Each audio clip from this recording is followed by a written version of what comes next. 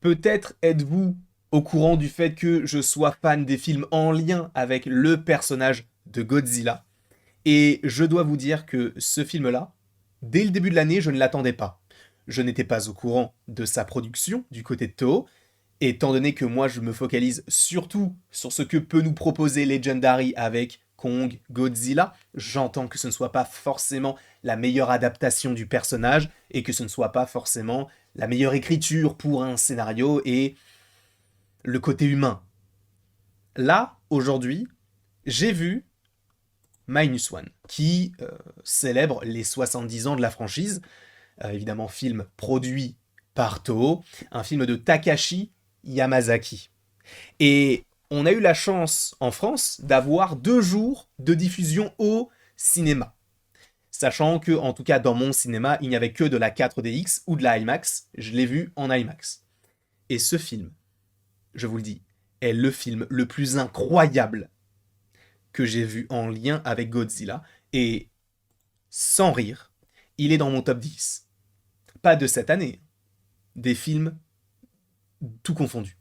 Ce film est tout bonnement incroyable. Et c'est pour moi la force d'un personnage et la force de Toho par rapport à Godzilla. C'est-à-dire que d'un côté, on a les droits qui appartiennent un petit peu également à Legendary, qui se permet de faire son univers étendu avec Godzilla, Roi des Monstres, ou encore du Godzilla et Kong de New Empire, par ailleurs qu'on aura en avril 2024, plus la série Monarch, plus une série d'animation du côté de Netflix, en lien avec Skull Island. Bref, on a un univers étendu qui ne cesse de perdurer depuis 2014 et le premier film de Gareth Edwards. Là, on a une toute autre version. Parce que là où il est vrai que le film de Gareth Edwards se focalisait surtout sur l'aspect suggéré des combats, parce qu'on avait un Godzilla qui était vraiment gentil, qui était là pour protéger non pas nécessairement l'humanité, mais plus la planète sur laquelle il vit. Et ça, j'ai vraiment adoré la manière dont c'était construit. Après, c'est vrai qu'au fur et à mesure des films, eh bien, l'attrait autour de Godzilla, ou en tout cas cette particularité autour de ses propres films, a commencé à disparaître au fur et à mesure. Quelque chose qu'on a vu dans ce film-là. Si vous avez aimé le film de Gareth Edwards, vous allez trouver ce film magnifique. Parce que ce film l'est. Ce film est tout ce que le Monsterverse n'est pas. Et je suis fan du Monsterverse. Je ne suis pas là à critiquer les films du Monsterverse. J'apprécie le fait que lorsqu'on va voir un film, Godzilla et Kong the New Empire, on ait des théories, on ait ce genre de choses, mais on ne s'attend pas forcément à avoir un scénario qui parle de l'humanité, de savoir comment est-ce que eh bien, telle ou telle personne peut réagir face à un événement tel que celui que nous avons dans Minus One. Et là, on l'a. Et je ne vais pas vous mentir, ce film est vraiment le meilleur film de Godzilla. Et alors, je n'ai pas vu tous les films, je sais qu'on me vante souvent les mérites de Shin Godzilla, mais sachez qu'on va le regarder. Alors quand? La semaine prochaine, et je vous propose soit jeudi, soit vendredi, soit samedi, soit dimanche. En tout cas, du jeudi au dimanche, on verra, on se calera une date, et on regardera Shin Godzilla sur Twitch, donc n'hésitez pas à aller en description si cela vous fait plaisir. Comme ça, on pourra découvrir tout ceci ensemble, parce que c'est vrai que vous m'en avez beaucoup, beaucoup parlé de ce film, et juste revenons sur celui-ci. Revenons sur le film de Takashi Yamazaki, parce que là, c'est une œuvre d'art. Il faut savoir que ce film a été tourné avec 15 millions de dollars. C'est son budget. Je répète, 15 millions de dollars. Alors peut-être que pour un film asiatique, je n'ai pas analysé le marché, mais c'est peut-être beaucoup, et on le ressent, qu'il y a pas mal d'effets spéciaux, mais par rapport à la conjoncture actuelle, par rapport à tous les films que nous avons en ce moment au cinéma, avec des films comme The Marvels, qui a coûté, bon, c'est un cas à part, mais 250 millions, The Flash a coûté 300 millions, vous avez vu à quoi ça ressemble. Là, on est sur 15 millions. Et là où c'est fort, c'est que lorsqu'on voit Godzilla, alors évidemment, ça n'est pas aussi fluide, notamment sur sa marche, que le Godzilla qu'on a dans le Monsterverse, mais c'est pas forcément ce qu'on veut évoquer. En fait, on n'est pas forcément sur l'aspect technique de Godzilla, on est plus sur les répercussions humaines que ces faits et gestes peuvent apporter autour de ce que lui véhicule. C'est-à-dire que du côté du Monsterverse, on est plus sur un monstre qui est là pour protéger avec, en plus de ça, un message très écologique. Là, on n'est pas du tout dessus. On est clairement sur de la destruction pure et dure. On va tout simplement détruire une ville.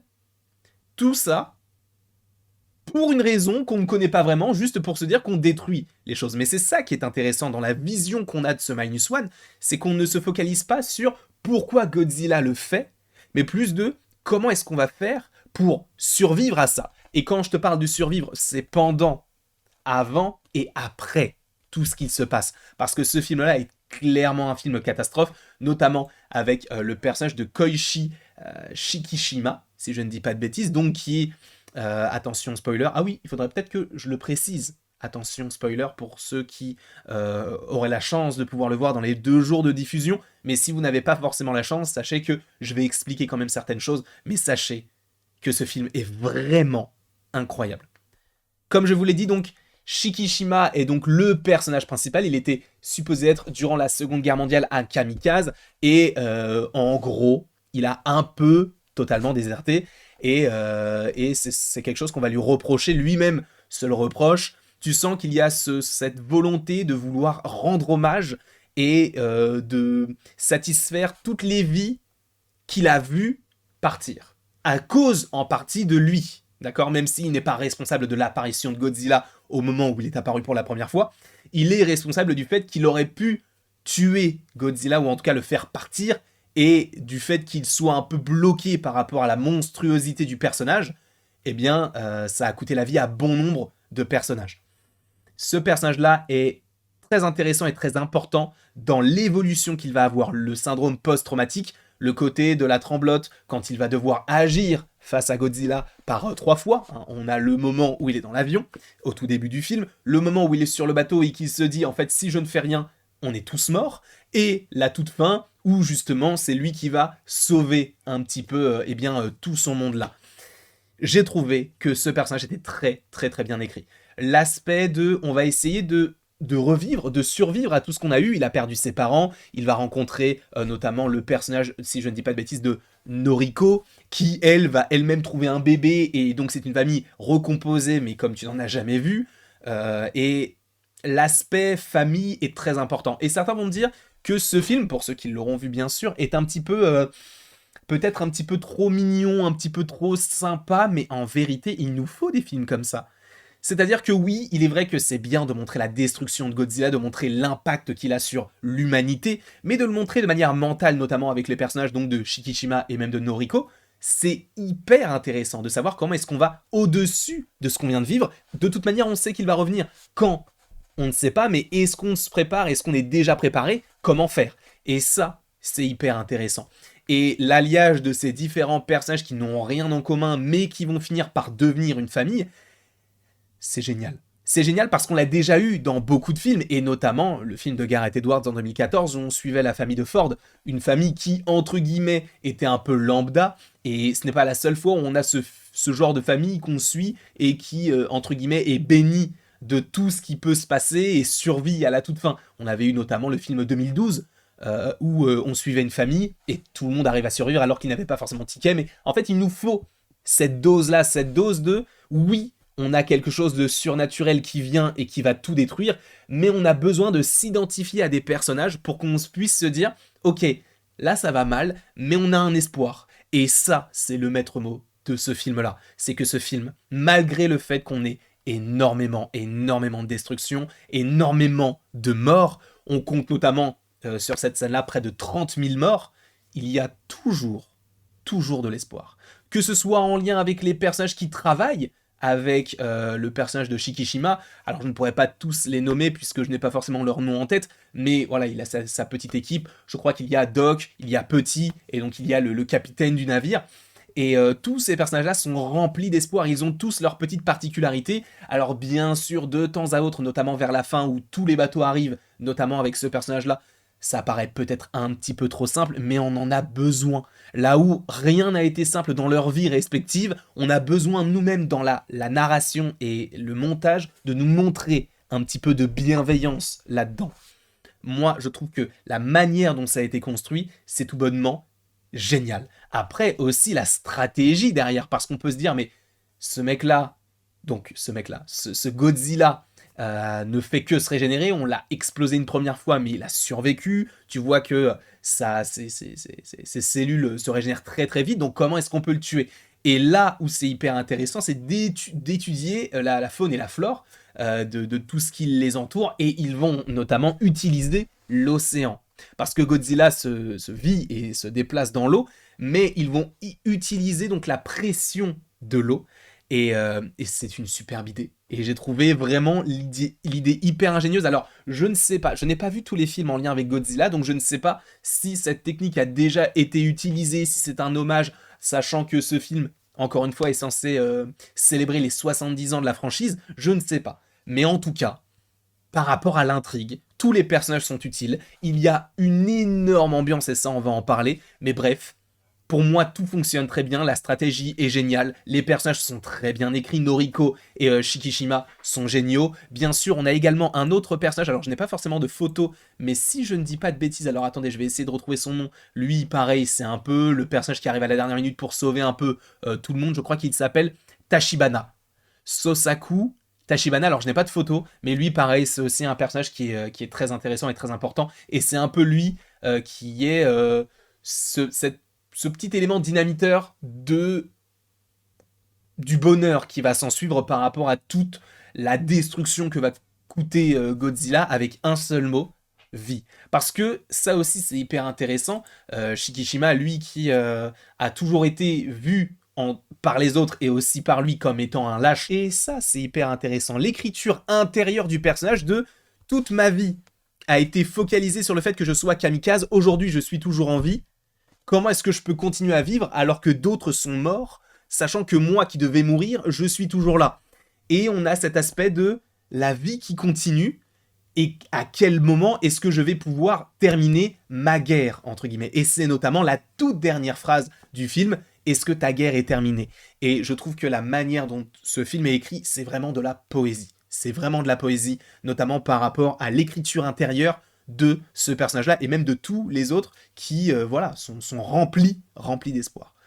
Je voulais également, et il faut le faire, revenir sur Godzilla, de revenir sur sa monstruosité, de revenir sur cet aspect de je suis le roi, je suis le destructeur, je n'ai pas de but à part vous tuer. Ça fait du bien. Ça fait du bien parce que nous qui sommes habitués à avoir un Godzilla qui est un petit peu pacifiste, qui ne va pas vouloir tuer Kong dans Godzilla contre Kong, alors qu'il aurait pu le faire juste pour assouvir donc sa souveraineté, là on n'a pas ça. Là c'est Godzilla contre les humains. Si tu ne survis pas, tu ne survis pas. Godzilla, quand il marche, s'il écrase des gens, il écrase des gens. Et c'est tellement intéressant la manière dont il est construit, parce que là c'est clair, je détruis, c'est tout. Et aussi son souffle atomique. Alors il n'est pas appelé souffle atomique dans le film, mais je crois que c'est rayon thermique. Bon, vraisemblablement cela signifie un petit peu la même chose, sachant que oui, ces écailles dorsales, quand ça arrive, ce moment-là, j'ai vraiment eu les frissons, et le moment où il crache son souffle, mon Dieu, mon Dieu, le son. Et ça, il faut revenir dessus. Parce que quand on a le souffle atomique de Godzilla, c'est comme un laser, c'est cool, je parle dans le Monsterverse. Là, oh là là, le son, il est tout simplement génial. Quand il détruit quelque chose avec son rayon thermique, et que ça fait un champignon atomique, et que tu n'entends plus rien pendant une demi-seconde, mais rien du tout, et qu'après tu as cette déflagration qui arrive, mon Dieu, mais quelle réalisation! Quelle réalisation! C'était vraiment incroyable. Sachant qu'on a aussi une scène à la toute fin du film où il charge, plus aucun bruit dans la salle. Aucun. Plus de bruit ambiant, plus de musique, rien. Juste l'effroi. Et la fatalité dans les yeux des personnages qui font que notre sort est scellé. On va tous mourir. Et finalement, non. Alors évidemment, encore une fois, des facilités au moment où il va cracher donc son rayon thermique, eh bien, voilà, il se passe à peu près une minute au moment où il va le cracher et le moment où il le crache réellement alors qu'il ne le crache pas vraiment. Bref, ça va très très très loin, notamment par rapport au son. Les musiques, encore une fois pour rester dans cet aspect-là, sont incroyables, du début à la fin. À un moment donné, quand on a le combat final qui commence à s'amorcer, on a des voix, on a comme des chants inaudibles, bien sûr, dont on ne comprend pas réellement les paroles, mais qui viennent accompagner cette souffrance des humains face à la monstruosité du personnage, et c'est tout bonnement génial. Vraiment, je suis trop content et satisfait de ce qu'ils nous ont proposé avec ce film Minus One, qui pour moi mérite un 20 sur 20. Vous allez me dire, un film ça mérite pas 20 sur 20. Je pourrais le regarder en boucle. Alors malheureusement en France, il ne sera disponible que 2 jours, donc le jeudi 7 et le vendredi 8 décembre. Mais si vous avez l'occasion, parce que là je vais sortir cette vidéo le vendredi 8 dans la journée, si vous avez l'occasion, si vous vous posez la question, foncez le voir. Vraiment, premier degré, foncez. Parce que ce film, il va vous retourner. Il est incroyable. Ce n'est pas du Monsterverse avec des effets spéciaux, en veux-tu, en voilà. On est surtout sur l'aspect humain, mais étant donné qu'on en manque beaucoup du côté de Legendary, ce n'est pas si mal d'avoir ça du côté de Toho. Et il faut rappeler également que le réalisateur a mentionné le fait que lui était plutôt ouvert à une suite. Donc, je suis ouvert également. En tout cas, je vous remercie d'avoir regardé cette vidéo. N'hésitez surtout pas à l'aimer, à la partager, à la commenter et à vous abonner si ce n'est pas déjà le cas. Et après tout ceci, il ne me reste plus qu'à vous dire à la prochaine pour la prochaine. Et j'ai oublié d'appuyer sur le bouton. Et bien sûr, sachez que vous pouvez aimer, partager, commenter et vous abonner si ce n'est pas déjà le cas.